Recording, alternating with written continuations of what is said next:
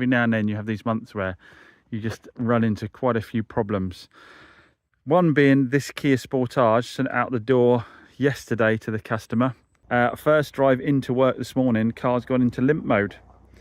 It may have to be driven again to get the fault up again, because I know people see it as a blag a lot of the time with dealers, but sometimes you get the car back and it won't have any codes in it at all, and you have to drive it again for the code to present itself. And when the dealer tells you, well, you can't find any codes in the car, we can't find any issue with it, it genuinely is the case. I didn't know before that this only happened when the stop start kicked in at a junction.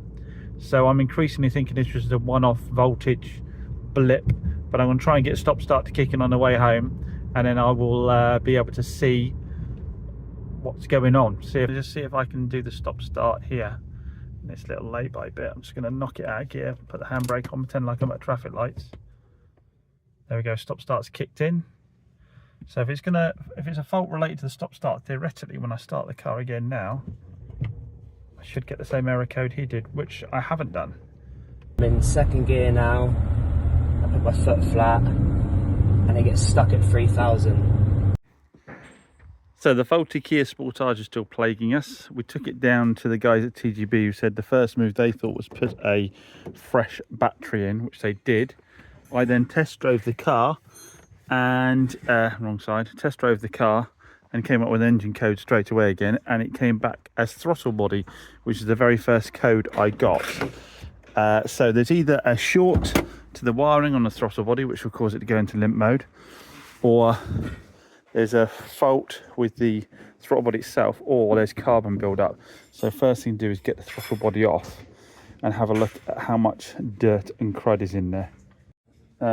So I'm going to do that myself because we're a bit busy with other bits and bobs, and yeah, we've got some other more pressing things. I think that might be a throttle body down there, or is it that there? I'm not sure. I'll look it up to be sure. Don't know why I was looking down there at all. I knew that the throttle body was on the end of this, so it's going to do this funny fitment here. It seems to be circular. Don't know why.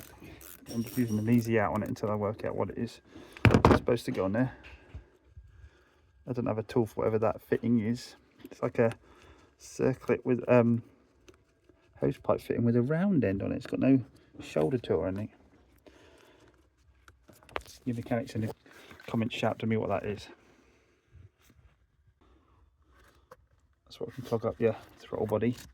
So we're going to get there's quite a lot of stuff in there. Before we go buying one, we're going to clean this one up and see if we have any luck with that. So I'm just taking the 10mm bolts out the throttle body here, 2 more below I think somewhere, and we'll get it off and have a little look inside. There we go.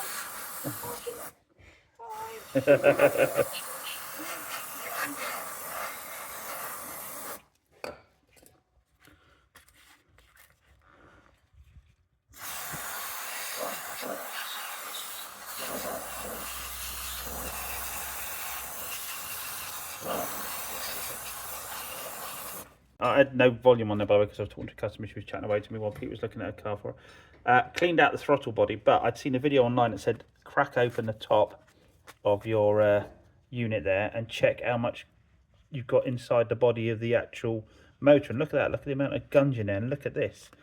Here's a circuit board on the inside of the throttle body there. Sorry, the motor there, and it's absolutely covered in soot and dirt. Just shows you how this gets everywhere, doesn't it? So we're going to clean all that off before I go buying a new one. We're going to clean all this off and see if we can't improve it. Now they also showed me that this can stick every now and then. This cog here can get sticky and it's worth greasing it. So I'm just going to clean all that out, change these gloves and grease that as well. But you can see how the spindle runs through the body of the here. If it's full of dirt and gunge all down here, it could momentarily stick, and that will give you your limp mode. I'll give you exactly the problem we're getting.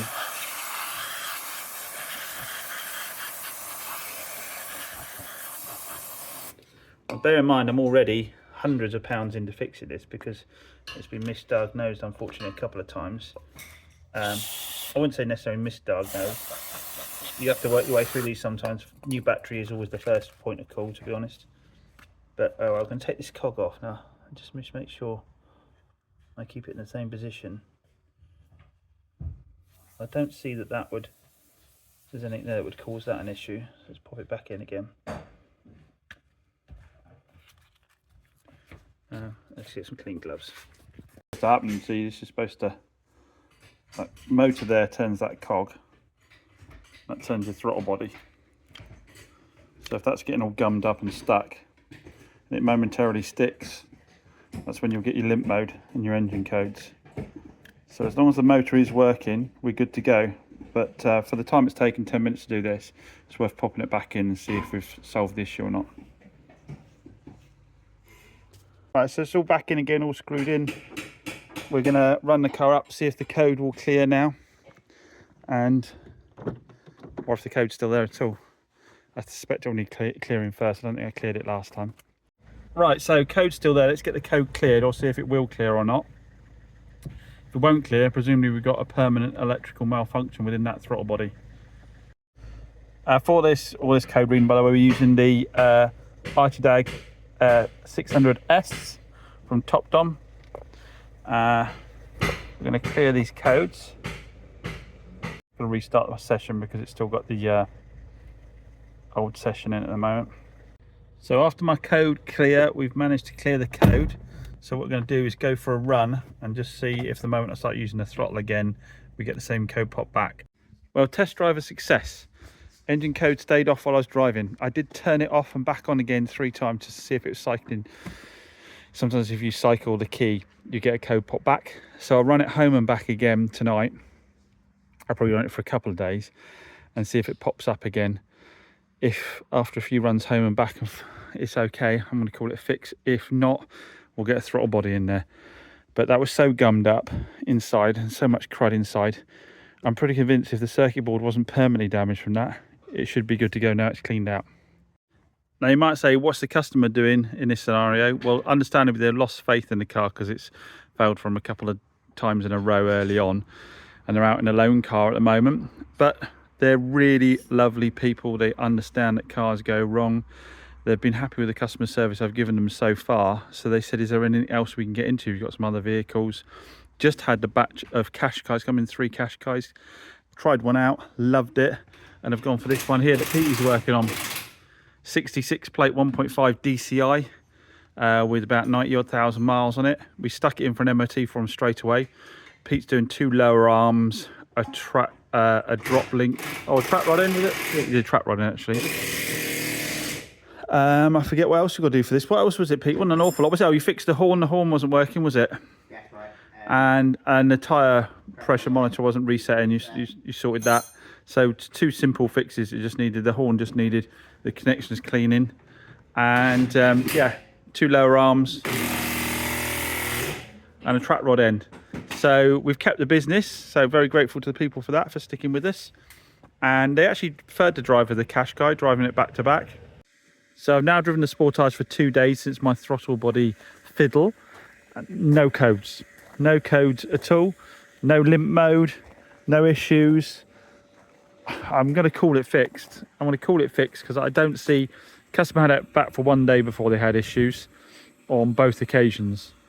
And I had it go into limp mode as soon as not go into limp mode, but throw a code as soon as I got it back for having that battery fitted. So I've driven it, as well as 2 runs home and back. I've been running around locally, no issues whatsoever. So I'm going to call that fixed. I'm going to put it down to that throttle body, which is annoying because I've spent a lot of money on things that didn't necessarily need to be done, I don't think, anyway.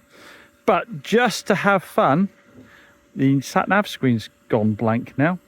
So all the other screens light up, all the other radio comes on, everything else comes up, the options to choose maps and choose address and all that comes up, but the sat-nav screen itself is blank.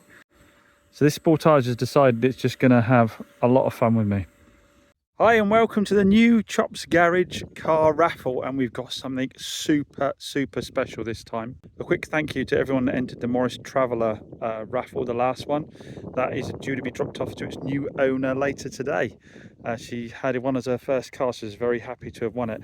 So what have we got here? We have got an absolute time warp of a car. This is a 1989, or it might be a 90, Suzuki Alto automatic with less than 9,000 miles on it. Absolute find. The car is pretty much as new.